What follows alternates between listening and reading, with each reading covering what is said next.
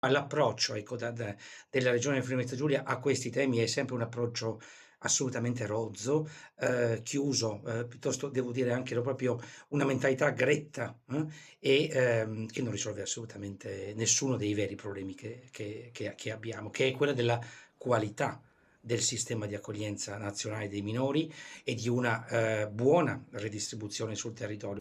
La Regione non può negare arbitrariamente l'accoglienza ai minori stranieri non accompagnati provenienti da altre regioni, né subordinarla a scelte politiche. La Regione può esercitare il potere autorizzativo sulla nascita di nuove strutture, ma solo in presenza di una concentrazione anomala o nel caso di centri di grandi dimensioni. È il messaggio del presidente di ICS, Gianfranco Schiavone, che critica l'emendamento presentato dalla Giunta durante il dibattito in aula sul disegno di legge sulla sicurezza.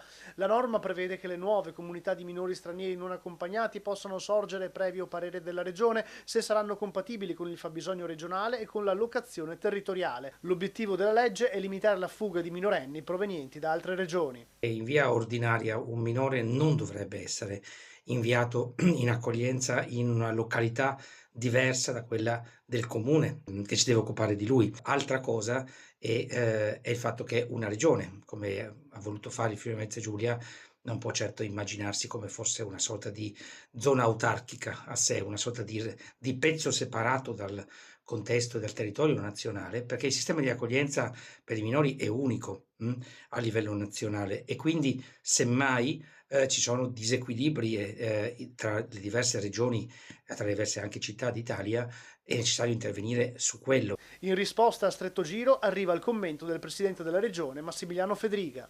Non avevo dubbi che chi gestisce le cooperative fosse per accogliere chi è entrato irregolarmente, i minori stranieri accompagnati, fosse in disaccordo con la nostra Roma. Non avevo dubbi.